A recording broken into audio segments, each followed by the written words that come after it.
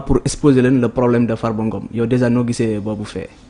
bon c'est une liberté ku am li la mat soxla am nga droit dem ci ki nga yaakaar ne am na ci lu mu ciy wax. mais li ëpp solo mooy soo demee di wax nit di ko clamer ak diw. wala di ko clamer ak ñeneen li nga war a wax rek mooy te loolu mu nekk honnêteté mooy nga wax mbir mi nu mu demee.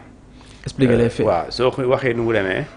bu dee da nga bëgg mu jël position boobu muy jël dañuy gis ne yow bu ko jëlee doo ko manipuler. parce que su fekkee ne da ngay dem waxuloo ko dëgg c'est une tentative de manipulation. soo ko waxulee dëgg ba mu war a wax tu es dans une manipulation. et loolu je pense que kilifa wala yaa xam honorable wala loo mën a doon. kilifa ci réew mi en tout cas. benn entité ci réew mi warul leen yóbbaale ci loolu. mooy boo demee bay wax loo leen. dañ leen di wax loo ci loo xamante ni ñoom lu ñuy wax. kenn du leen jéppi. parce que nag bokk na ci ñàkk respect kilifa diine. dem ci moom nga ne ko dañ may waaj a tëj. te yow waxoo ko ne liñ la nar a toppee lii la. mais da nga ko naan par exemple soo fa demee. terewuñ nga dem mais boo demee nga bu dee da nga ne Farba moo tax nga jóg. da nga naan ñun day Farba. su ñun la bokk suñu camarade la. d'ailleurs député la bokkoon na ci APR bokk ci APR waaye dafa am benn luy justice namm ci moom. justice daf ne dafa jot rapport CENTIF. nga wax CENTIF mooy lan parce que CENTIF du régime. CENTIF du régime. du politique. CENTIF moo bind rapport mu cité ko. cité ay entreprise ay nit ñu jokkalante ci compte bancaire dugg na fii génn na fee nee na justice bi daal ki ñu teewal procureur nee na mu ngi toll ci 125 milliards nee na nag loolu xelam dafa tey puisque rapport bi xelam dafa tey te ñun justice la ñuy wax dafay lijjanti léegi nag justice nee na daa bëgg a xam nu mu demee ñu ngi lay seedeel bu dee justice rek la ñuy doxal ñun amuñu problème parce que justice bi gëm nañ ko waaye bu dee politique la dinañ ñëwaat fii te duñ ko nangu mu simple loolu su boobaa kilifa boo ko wax xam na lu xew xamul dara ump ko ci su boobaa moom day jël position bu claire mais soo ñëwee ne ko waaye gis nga dañuy bëgg a tëj Farba li tax parce que APR la ñu ngi koy jiiñ dara amu ci mais loolu su boobaa yaa ngi manipuler wala tenter manipuler ki nga xamante ne moom nga dem pour clamer parce que tu lui as pas dit la vérité et là je dis bien l'exigence nga wax nit ki dëgg dafa am solo bu fekkente da nga bëgg mu jël position parce que ñooñu dafa am ñu leen di déglu am ñu leen di topp de pare ñooñu di leen topp di leen déglu bu fekkee dañoo war a wax ci sujet boobu dañ ko war a maîtriser. alors naturellement bu ñu déggee li nga xam ne ñoom ñoo ngi koy wax ki nga xam ne ni moom mooy maître Aïssata Tall Sall mi jiite boobu délégation Thioune bu ñu déggee kàddu yi nga xam ne mu ngi koy yëkkati depuis bi affaire bi ba léegi bon njottu nañ nag xëy na bu demee si yooyu kilifa diine du fa wax li nga wax ni yëpp ndax di jàpp nañ ne dina wax li nga xam ne mooy li ñu bëgg a teg Farba Ngom te ñoom jàpp nañ ne jaay doole la xëy na loolu la fay wax. mais loolu mooy dénaturer les faits. parce que jaay doole c'est quoi jaay doole mooy ñu gis dëgg bàyyi yoon bi nekk ci leneen uniquement pour éliminer nit. jaay ko doole nga won ko ne ñun mu neex la naxari la lii la ñuy def xooluñu dëggal lu dëgg loolu mooy jaay doole. loolu mooy jaay doole. léegi si c'est le contraire c'est quoi mooy gis nañu ne par exemple man lu tax ni politiciens yi non vraiment il manque de respect aux Sénégalais.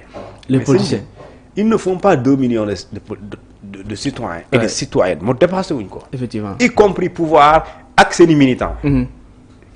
waxuma la sympathisants ak seen militants moo tax ñu 2 millions. waaw léegi pourquoi ñoom bu ñuy dem di clamer duñu wax nit ñi effectivement lay fay c'est aussi simple que ça. da ngay dem ne dañ maa singili ok nañ la singili mais nit ñu dofuñu. nga wax ko. dañuy bëgg a topp Farba. nous sommes 18 millions de Sénégalais pourquoi ñu bàyyi 18 millions yi yëpp dem ci moom. topp Farba kese. dañ ko yàpp tu penses ñaata ñoo nekkoon ci Macky Sall. ñaata. c'est des dizaines des centaines de dignitaires du régime de Macky Sall. du moins un seul par exemple lu tax ñu bàyyi ñooñu ñëpp topp ko dans ce dossier par exemple lu tax cité wuñu par exemple je donne un exemple comme ça ci hasard nii rek. lu tax Aïssata Tall Sall moom jëluñ ko ci CENTIF. moom it di kaas lu tax cité wuñ ko CENTIF parce que turam nekk ko fa. xëy na pour l'instant. lu tax cité wuñu Mansour Faye ci CENTIF. parce que gisuñu ne duggalante ak moom. lu tax cité wuñu Abdoulaye Diouf Sarr lu tax cité wuñu également keneen koo xamante ni mu ngi woon ci Macky Sall par exemple. Il y a beaucoup de ministres et il y a au moins plus de 100 députés yu bokkoon ci Macky Sall. Pourquoi on n'a pas cité tous ces députés là?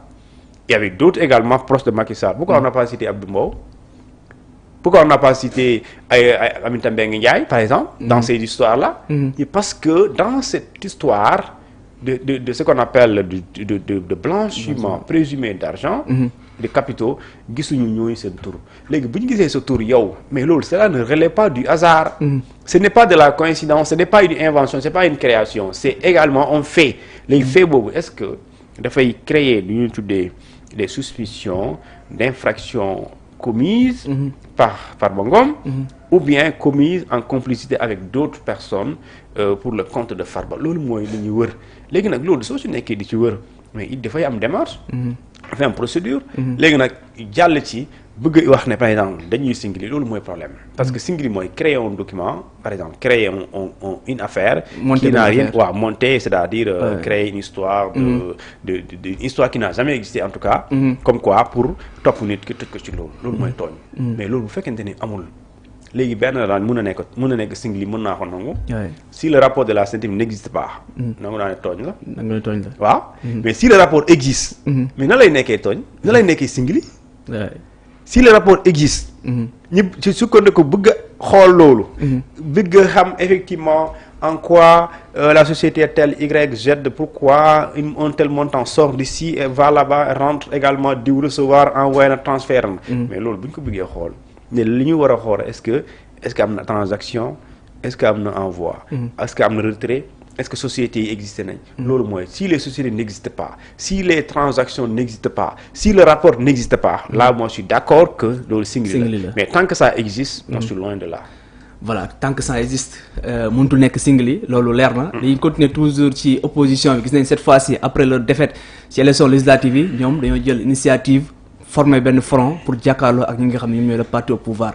jàpp nga ne loolu mën na aboutir ci gain de cause bi ñoom bu ñuy xaar. le résultat escompté. léegi ñoom lan lañ soxla, c'est quoi l'objectif? def benn front bu mag ñoom ñëpp se poser pour quoi? pour faire face. parce que gis nañ déjà régime bi mu ngi commencé dal seen kaw bu baax a baax yow bëgg a boole seen doole en tout cas pour jàkkaarloo ak ñi parce que Barthélémy Dias instant bi amatul doole Bougane Gueye Dany kenn déggatu ko Khalifa Sall aussi moom tamit kenn déggatu ko Macky Sall mu ngi toog Maroc ñoo dañoo bëgg actuellement boole seen doole ñoom ñëpp pour jàkkaarloo ak gouvernement bi.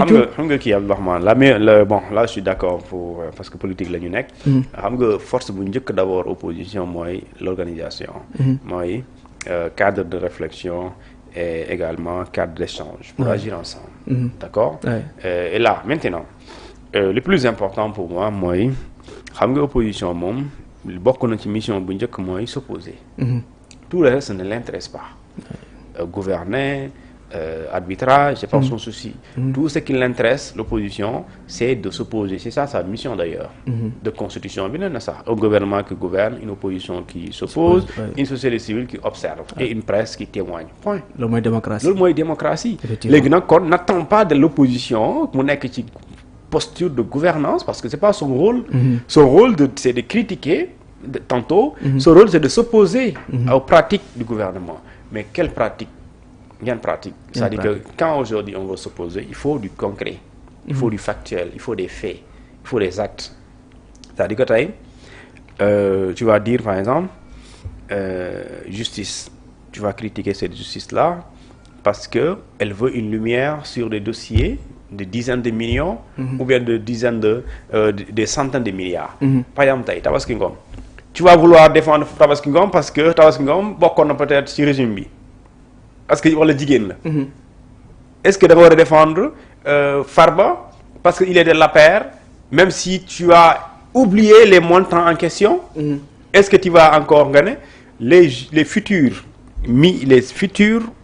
inculpés ci affaire Covid-19 ñu topp leen mais ñooñu boo leen topp mais amaana forcément dañuy bokk ci ancien régime bi.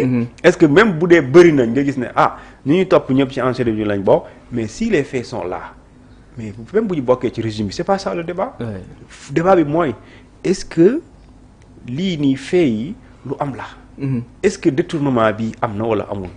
est-ce fan lañ bokk rouge wala noir ça l'intéresse pas les Sénégalais, ça n'intéresse pas le juge même d'ailleurs bi la war a topp bi la war a àtte li leen intéressé mooy yow de rapport moo bind bi nga nekkee fii période bi njoxtu nañ ne nangamu xaalis Sénégal génn na waaye yow sa loxo setu ci nga indi preuve nga défendre sa bopp